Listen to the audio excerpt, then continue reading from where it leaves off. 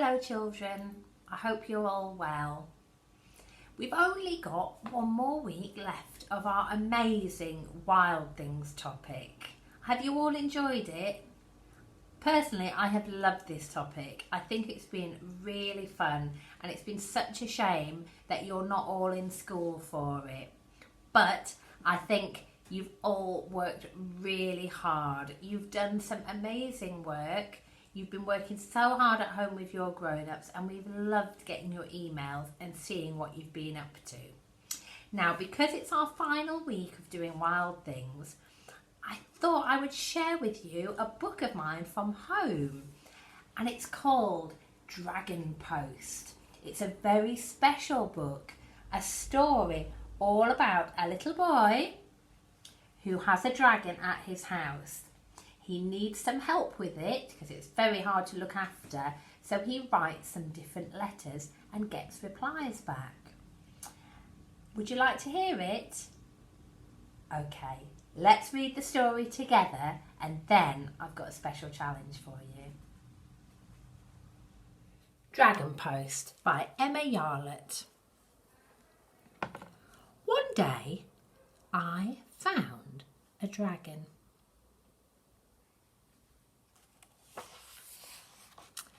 I hoped it would stay.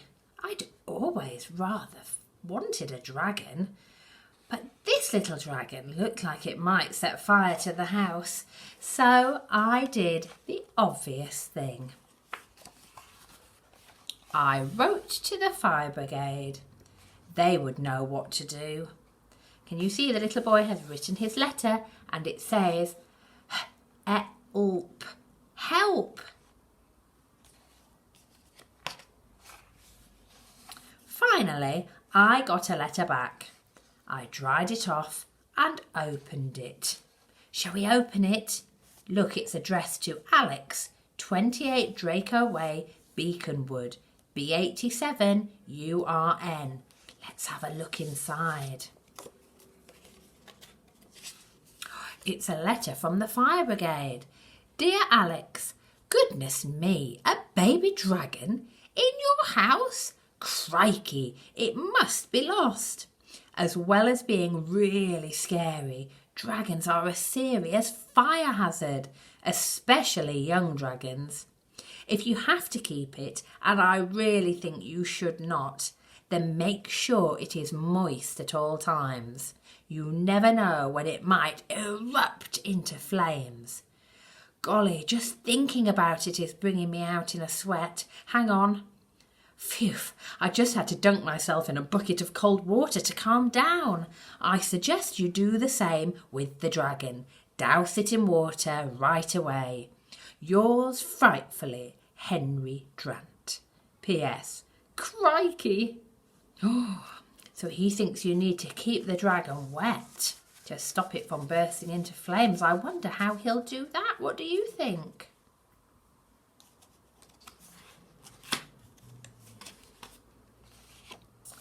So I did as I was told. The dragon loved it, I could tell. Do you think he loves it? I'm not so sure. Later, we were hungry. I made my best jam sandwiches. The dragon was not a fan, but I knew just who to ask about dragon food. I got a speedy reply. Who do you think he's written to this time? Oh, it says here, nice to meet you butchers. Oh, so many more delicious offers available. Visit us. It's a butcher's. And they've written a letter. It says, Dear Alex, your dragon sounds delicious. I bet it would taste marvellous with potatoes, peas and carrots. Oh no, do you think they want to eat the dragon? Let's keep reading. I'm not surprised your dragon didn't like the jam sandwiches. Dragons eat meat, lots of meat. Because your dragon is so young, it will still have a lot of growing to do, so you should fatten it up with some juicy meat. Please find our latest meat offers on the back of this letter. I wonder if I could... Oh, now can you see they've written taste and crossed that out, and eat and they've crossed that out, and then they've written meat. I wonder if I could meet your dragon at your earliest convenience. Perhaps I could have your dragon over for dinner. I suppose you could come too if you have to. My tummy is already rumbling. Look forward to meeting your dragon. All the very best, Mr. Angus Teague. I have a funny feeling that butcher wants to eat the dragon. I don't think that they should go for tea at his house, do you? That day, the dragon ate 23 steaks, 10 hams, and half of my umbrella. His thank you roars were very loud. Roar! He definitely looks happier now, doesn't he? Maybe a bit too loud. Who's this? Someone very important looking is delivering another letter. I open the letter very carefully.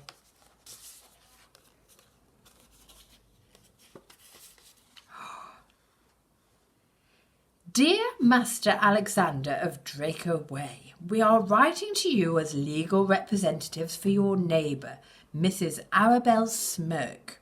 We must complain in the strongest possible terms about the heat, smoke, and most importantly, the terrifying roaring coming from your home.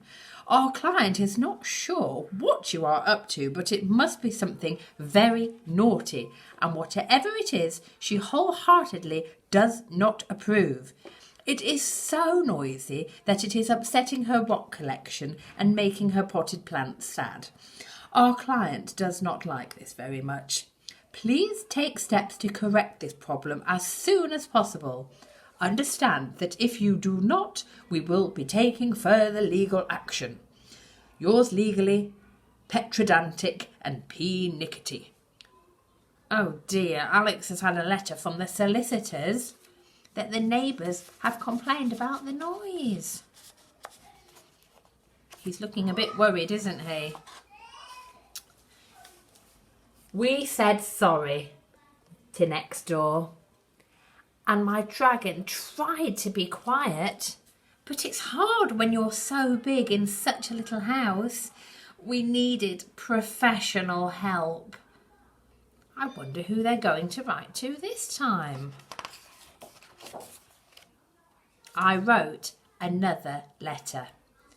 The reply arrived just in time. Oh, now look, this one says via airmail, which means it came from another country. If we look at the postmark, it says New York. New York is in America. Let's have a look. This is from the World Animal Welfare. Dear Alex, thank you very much for your letter. How exciting to have such a rare and endangered species living with you. Everyone here at World Animal Welfare is very jealous. We hope that your home is large enough to accommodate this young dragon. Dragons can grow very big, very quickly indeed. We recommend a large property, perhaps a castle? It is important that your dragon has enough room to move around freely. We think he may be suffering from cramped indoors-itis, which can be terrible. We prescribe that you take your dragon for one flight every day. Working together, we can protect the animal kingdom. Yours wildly, Mr. Bernard East, Director of World Animal Welfare. P.S. Sorry about the bite marks. A tiger has just paid us an unexpected visit. Okay, so the animal experts say that the dragon needs to go for a fly every single day. So when the world was fast asleep, we crept outside and soared into the sky. We were happy together. Oh, they look happy together, don't they? Look at the way they're looking at each other. I think they're looking at each other like they're best friends. I loved my dragon and I wished he could stay forever. But I don't think dragons are made to be pets. I wasn't sure what to do, so I wrote to the wisest person I knew. She wrote back straight away. Look, this says, to my best friend Alex and his dragon. I wonder who this is from. Look. Someone's made him a card and it says, Alex's dragon. To Alex. Wow, a dragon. That is so exciting. He sounds the best. Dragons are my favourite after unicorns. Oh dear, it does sound like your dragon is very big and your house is only normal sized. He really can't live with you forever. He needs to find his own place with plenty of room to flap about. If I was a dragon, I would want to be free. Maybe he should live somewhere a bit more like this. As much as I love your dragon, it might be time to let him go. Love from your best friend, Hilary. P.S. Give your dragon a pat on the head and a nice bun from me. Oh, so Alex's best friend thinks that maybe he shouldn't keep the dragon. He's just too big and he needs to be free. What do you think? Do you think it's fair to keep a big animal in your house, or should they be free? I showed my dragon the letter and he beamed and sparkled. We spent a final day together. We didn't want to say goodbye, but we knew that it was right. Oh look, the dragon's got tears in his eyes because he's going to miss his new friend Alex, isn't he? I missed my dragon. I would never forget him. I hoped that he would never forget me. Then one day I got some post and it was... What do you think this is? Look, it looks like a postcard. It's got some burn marks on it and some nibbles and it's got a picture of the mountains.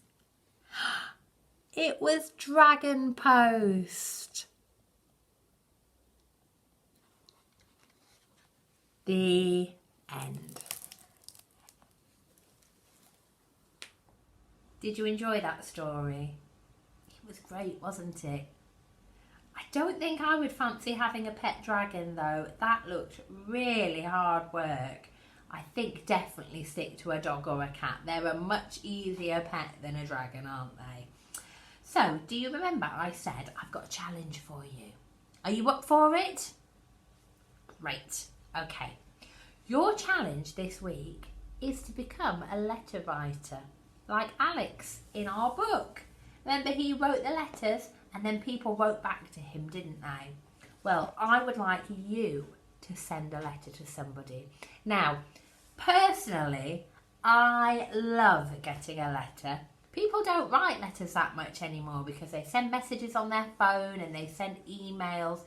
But there's something very special about getting a handwritten letter because you can keep it for years, you can reread it. It shows that someone's really taken the time to think about you and write you that personal letter. So, this week, I would like you to write a letter to somebody. Now, personally, I have lots of people who I'm missing at the moment because of lockdown and because of COVID. There are lots of people who I haven't been able to see. I haven't seen my best friend for more than a year now, and I haven't seen my dad for almost a year. So I really miss them. So I'm going to write to them this week. I'm going to write them a letter. I'm going to ask them how they are.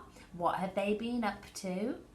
I might even draw a picture and send it because that would definitely make them feel really happy, wouldn't it? I wonder who you would write your letters to. Maybe you're missing a friend from school who you haven't seen for ages. Maybe you're missing your grandparents or a cousin or an auntie or an uncle. It could be anybody that you like. So, if you can write words, then you need to write a letter and tell them about what you've been up to. Nursery children you might want to send them a picture. You could do a dragon picture. They would love that. Or you could do a picture of anything that you like. You do a picture of something that you've been up to at home while you've been learning at home. A picture of your family. You could draw a picture of the person that you're writing to. Don't forget though to write your name so that they know who it's from. Okay? Reception children, you could do a bit more writing in yours. Okay? You could write to tell them about what you've been learning, about what you've been doing. Or just tell them, I miss you. How are you? They would really appreciate it. And I think if you send a personal letter to somebody, you're really going to make their day. So that's your challenge, okay? Children who are learning at home, I would really, really love to see who you send your letters to. So you could send me a picture of the letter. You could even send me a picture of you on a walk, walking to the post box and posting that letter in. I'd love to see that. And then you might get a reply in a week or so. You could send us a picture and show us if you get a reply. That would be very exciting. So, have fun writing your letters. I hope that you enjoy the Dragon Post story. If you really like this book by Emma Yarlett, ask your grown-up to have a look online, because she does lots of other books as well that have letters in, not just about dragons. She does some really cool books that you can get on Amazon. Take care, everybody. Carry on doing your super work, because I'm so proud of you all. You're all doing brilliantly. And hopefully I'll see you all soon. Sending you all lots of love. Bye.